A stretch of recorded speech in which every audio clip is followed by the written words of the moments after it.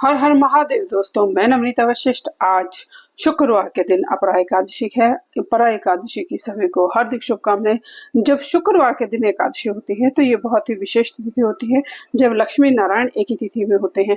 तो आज के दिन को बहुत शुभ और श्रेष्ठ करने के लिए आपको आंवले लेके आने हैं। आप 8 आंवले को शिवजी पर भी चढ़ा सकते हैं। ये 8 आंवले आप लक्ष्मी नारायण के मंदिर में भी चढ़ा सकते हैं। या 8 आंवले को ही माँ लक्ष्मी का स्वरूप समझकर पूजा कर सकते हैं। ये पूजा अगर आप संध्या के समय में करते हैं तो बहुत ही शुभ होता है। प्रदोष काल में अगर आप ये उपाय शिवजी के साथ करते हैं तो अति श्रेष्ठ ये उपाय हो जाता है। तो जैसे भी इस उपाय को आप करना चाहें वैसे कर सकते हैं। आपको आंवले की पूजा करनी है और आंवले को ही निमित्त बनाना है पूजा के लिए, क्योंकि आंवले में माँ लक्ष्मी का वास होता है। और जो आंवले का पौधा है ये अखंड और अक्षय लाभ देने वाला होता है। ये इसमें बहुत सारे औषधीय गुण होते हैं। सेवन करने से भी आंवले में के जो बहुत सारी ऐसी डिजीज हैं जिनका कि इलाज सिर्फ आंवला खाने से हो सकता है।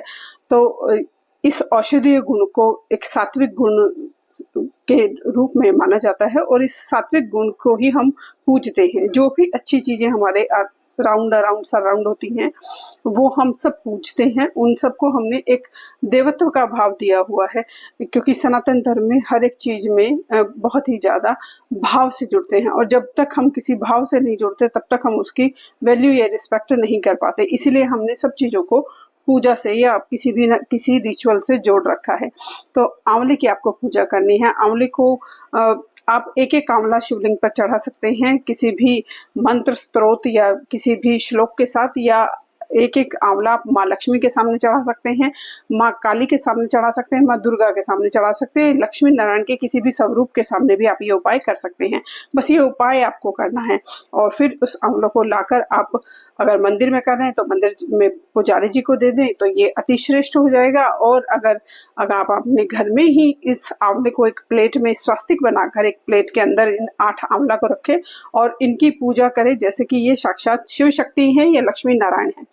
अब जब इनकी आप पूजा कर चुके होंगे तो जब दिया शांत हो जाए और धूप दीप जो भी आपको दिखाना है वो जैसे भी आप पूजा करते हैं जो भी माध्यम होता है नॉर्मली उसी विधि विधान से माध्यम से आपको पूजा करनी है। और जब दिया शांत हो जाए तो तब इनको आप अपने घर में यूज कर सकते हैं। जो भी इस प्रसाद को खाएगा उसका मानसिक और वैचारिक और शारीरिक सुधार होना ही होना है। और उसके साथ ही उसके जो जो हेल्थ इश्यू चल रहे हैं, जो फिजिकल इश्यू चल रहे हैं, जो मेंटल इश्यू चल रहे हैं,